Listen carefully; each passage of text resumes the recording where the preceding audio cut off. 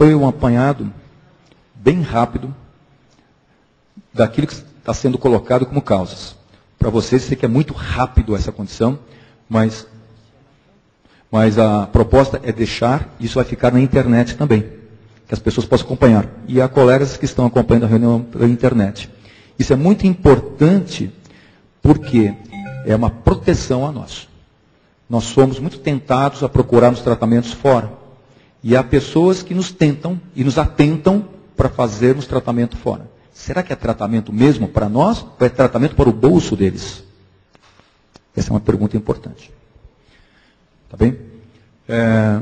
Eu tenho a honra e o prazer de convidar e apresentar o Marco Antônio Chiea. Vocês, muitos já conhecem, lá do ambulatório de esclerose lateral amiotrófica. E o Marco Antônio, ele fez residência na Escola Paulista de Medicina, sua pós-graduação na Escola Paulista de Medicina, e ele é o responsável pelo ambulatório de ELA, doenças do neurônio motor lá da escola. E é um indivíduo, acredito eu, que os que mais entendem desta enfermidade aqui no Brasil. E quando a gente fala aqui no Brasil, como que nosso ambulatório ele é bastante grande, talvez um dos indivíduos que mais entendam dessa doença de uma forma mundial também. Marcão. Obrigado.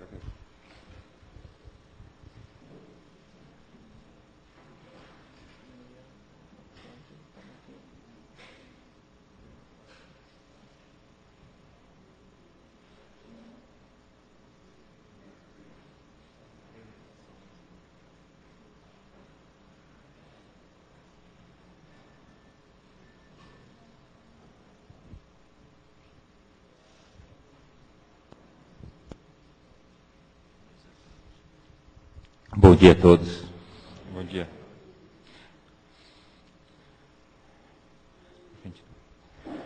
Bom, é um prazer aqui estar novamente falando para vocês. E bom, me foi dada a responsabilidade de falar para vocês sobre novas e antigas terapias. A aula, nós vamos tentar fazer um pouco do apanhado e eu vou tentar seguir um pouquinho para vocês sobre a rotina do que a gente faz no nosso ambulatório e falar da importância do tratamento da esclerose lateral amiotrófica, da doença do neurônio motor. Falar sobre as outras doenças também do neurônio motor, eu vou comentar um pouquinho. Eu vou tentar explicar como se fosse realmente a rotina, como se fosse tentar fazer dessa aula como se fosse um tratamento. Como se fosse uma consulta e estivesse explicando para vocês como se dá um tratamento da doença do neurônio motor. Acho que isso é muito importante, como se fosse uma coisa explicativa, né? Porque existem inúmeras terapias hoje. E quando vocês chegam até nós, lá no ambulatório da Escola Paulista de Medicina, você vem me perguntar, doutor, qual o tratamento? O que eu faço? O que tem de novo? Como que eu posso me curar? Como que eu posso controlar a minha doença?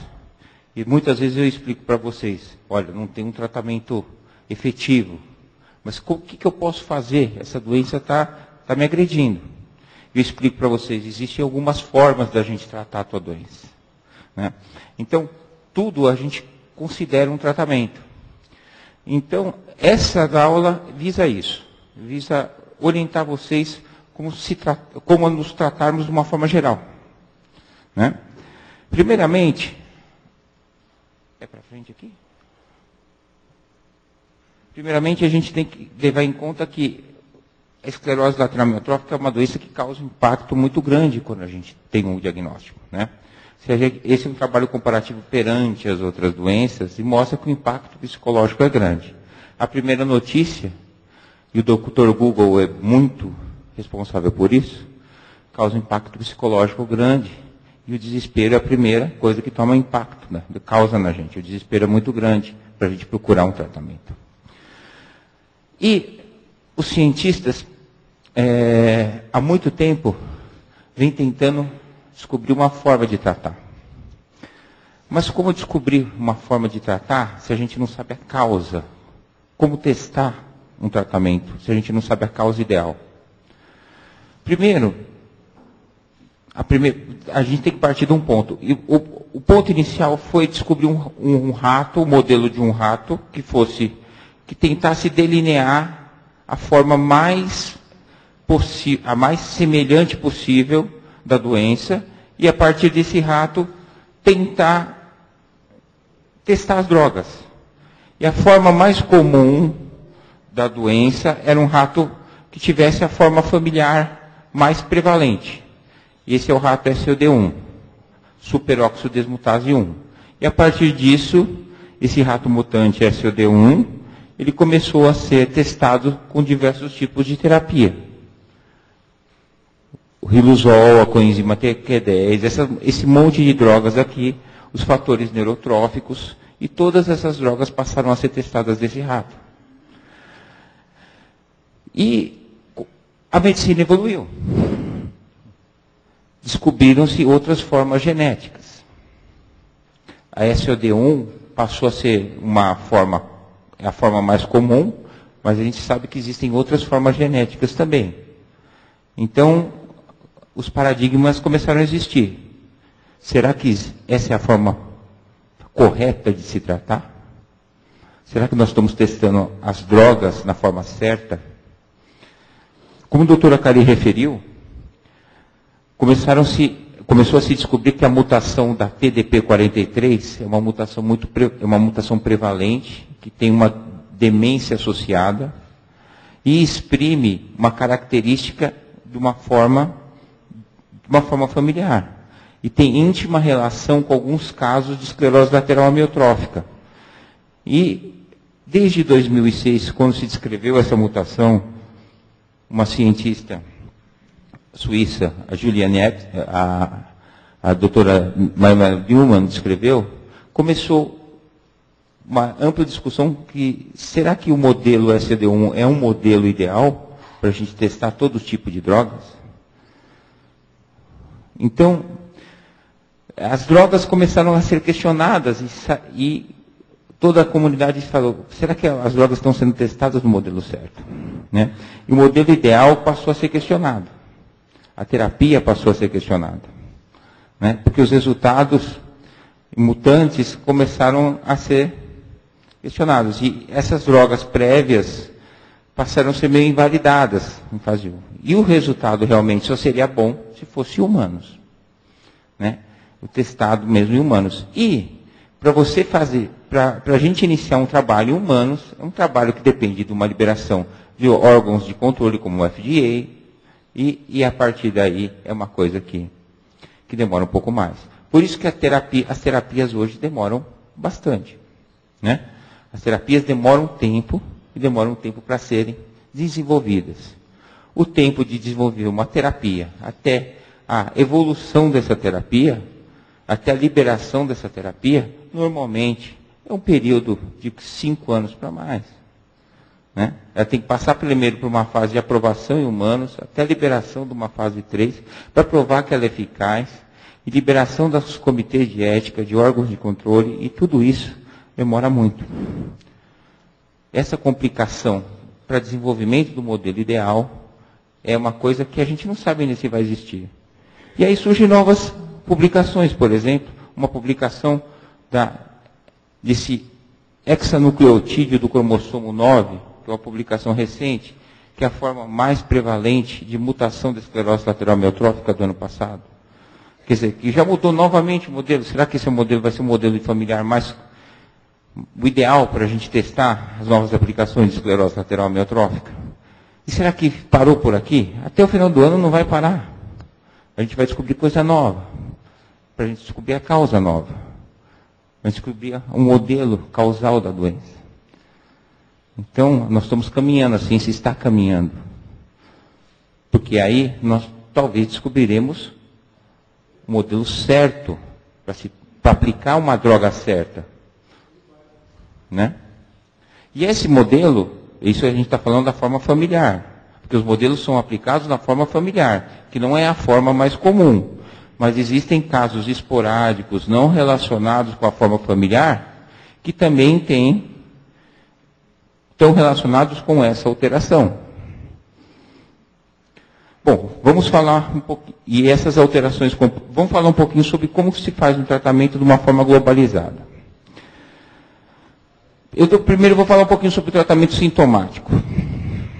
Algumas alterações comportamentais. Alterações comportamentais a gente normalmente utiliza o que é de básico.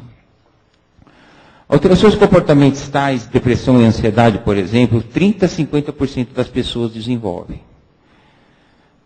Esse é um lado bastante pertinente. E, normalmente, a gente utiliza antidepressivos tricíclicos. É comum usar amitriptilina, sertralina, nortriptilina, citalopram, lorazepam, clonazepam, como se fossem indivíduos que tivessem alteração normal. Todas essas drogas são aprovadas e utilizadas. Podem ser bem utilizadas. Nosso ambulatório, a gente comumente utiliza todo esse tipo de medicação. Insônia, existem algumas coisas que estão mais indicadas. Zolpidem, que é o popular Stilnox, que é o popular Lioram, e os benzodiazepínicos todos como os referidos, clonazepam, lorazepam, todos são utilizados. Atualmente a gente também tem utilizado a trazodona, né, para utilização para o controle de insônia na doença do neurônio motor, que tem bastante efetivo. É um sintoma bem efetivo que a gente também tem utilizado. A mirtazapina, que é um outro hipnótico, a gente tem utilizado com bastante frequência. Para a síndrome pseudobulbar, que é aquele choro e riso imotivado, que a pessoa não consegue controlar o choro, ou às vezes não consegue controlar o riso. 12% a 18% dos pacientes nos 3 meses de doença podem iniciar com esses sintomas. Esse sintoma é bastante frequente. E aí existem algumas drogas que são antidepressivas que controlam. A gente tem a preferência de iniciar com fluoxetina e paroxetina, de 40 a 60 miligramas. Depaquene e lamotrigina são outras opções de tratamento. E o destromorfan-quinidina são as drogas, é uma droga nova chamada Zenvia, que vai sair no mercado futuramente, no mercado brasileiro, que é uma das opções de tratamento. Cialorreia é uma complicação frequente que a gente vê nos pacientes, o excesso de salivação, né? A cialorreia é uma das complicações, uma das mais frequentes. A gente tem um padrão de tratamento para a utilização disso. A gente inicia com amitriptilina, desde que a pessoa não tenha problemas como constipação intestinal e boca seca.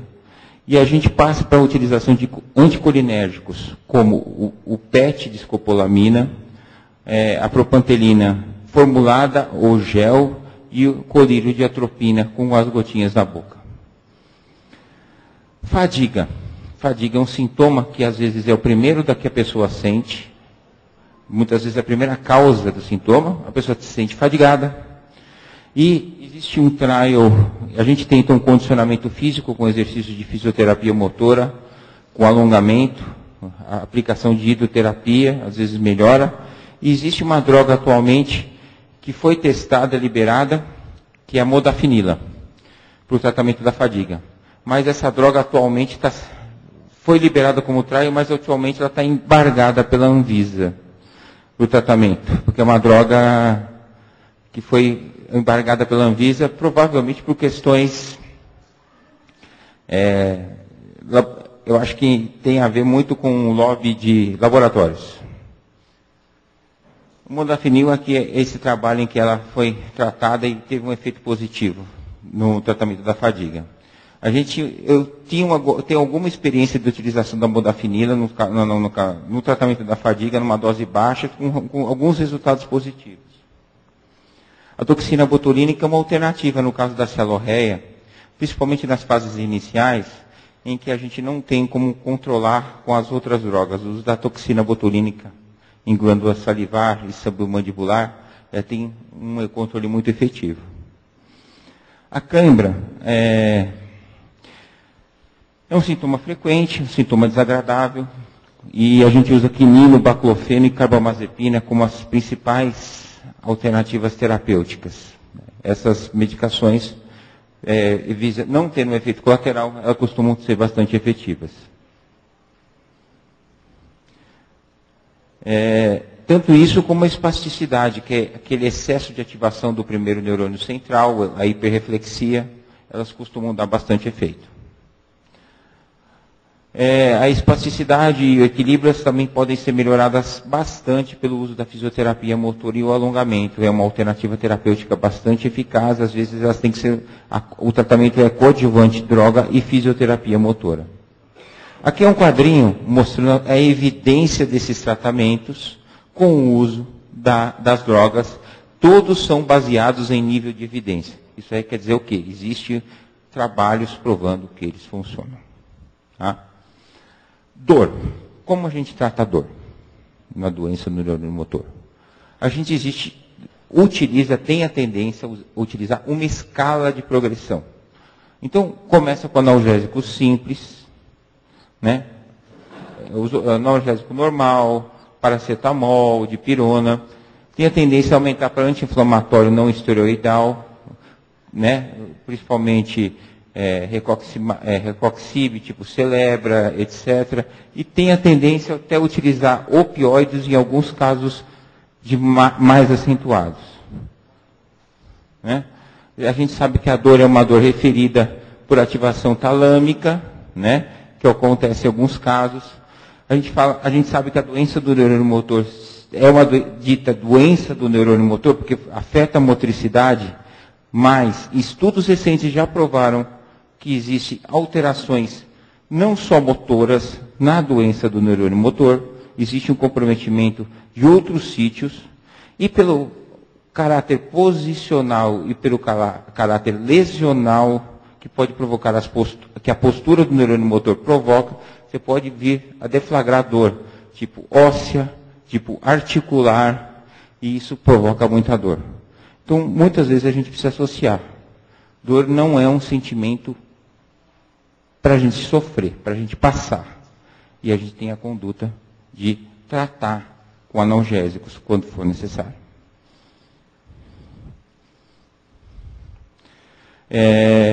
Aí o controle que a gente faz de fonoaudiologia, mostrando as fases da deglutição. O problema da deglutição, principalmente na doença do neurônio motor, é na fase de propulsão da língua e o controle. Né? A disartria é um trabalho que a gente tem que... A disartria, como a disfonia, que é a dificuldade de fala, a gente tem a tendência a encaminhar rapidamente, ou inicialmente logo para fono. Né? Logo nos primeiros sintomas, principalmente na doença bulbar, ou como na doença de início de a indicação de fono é precoce. Né? A disartria é um sintoma como qualquer outro. Né? Ela pode ser flácida, como desde uma dificuldade de língua, como uma fala pelo nariz. E aí, desde aí o sintoma tem que ser tratado com exercícios de fono, para aumentar a capacidade fonatória. E aí, a gente já teve em outras reuniões aqui, existem já os treinamentos para a gente usar métodos de comunicação alternativa quando a coisa se acentua. E isso também é um tratamento. Né? E existem métodos precoces da gente diagnosticar isso com exames específicos, como videofluoroscopia e a análise da laringoscopia direta. A nutrição é um tratamento que cada vez mais tem sido um tratamento direto, um tratamento precoce, e indicação precoce de métodos. Muitas vezes as pessoas assustam com as minhas condutas no ambulatório. E assim, eu tenho a tendência, eu sou uma pessoa bem humana, para quem me conhece, mas eu sou uma pessoa que eu sou firme nas minhas condutas. Então, eu tento indicar e falo para vocês, a gente não pode deixar o metabolismo basal ou o metabolismo alimentar diminuir na esclerose lateral amiotrófica. Senão a doença ganha de você fácil. Nós precisamos lutar de igual para igual com a doença. Senão ela ganha de você fácil. É um judoca de 98 quilos lutando contra você. E olha que ele é forte. Né? Então, desnutrido, você não pode ficar de jeito nenhum. E é difícil a gente manter um conteúdo nutricional adequado. Quando você tem disfagia, quando você tem dificuldade alimentar, quando você não consegue se alimentar direito. E, às vezes, a pessoa, quando não consegue manter o metabolismo basal adequado, o tempo todo, a gente tem que utilizar. E isso eu falo... Aí a Patrícia, que é nutricionista, as meninas que são nutricionistas, elas vão calcular o teu metabolismo e quanto você tem que ter de metabolismo. Mas às vezes não consegue. E a medida ideal, às vezes, é gastrostomia precoce. Para a gente manter esse metabolismo e não cair. Isso é um tratamento, gente. Isso muda a sobrevida. Né? Quando feita precocemente, quando feita adequadamente, quando feita no tempo certo. É um tratamento ideal para manter esse conteúdo e essa dieta. Aqui é um trabalho que eles fizeram com 111 pacientes, avaliando o estado nutricional, utilizando a gastrostomia, utilizando ou não BIPAP, e a mortalidade não está relacionada à gastrostomia, mesmo em pacientes com comprometimento respiratório importante e ganho nutricional bem elevado. Né?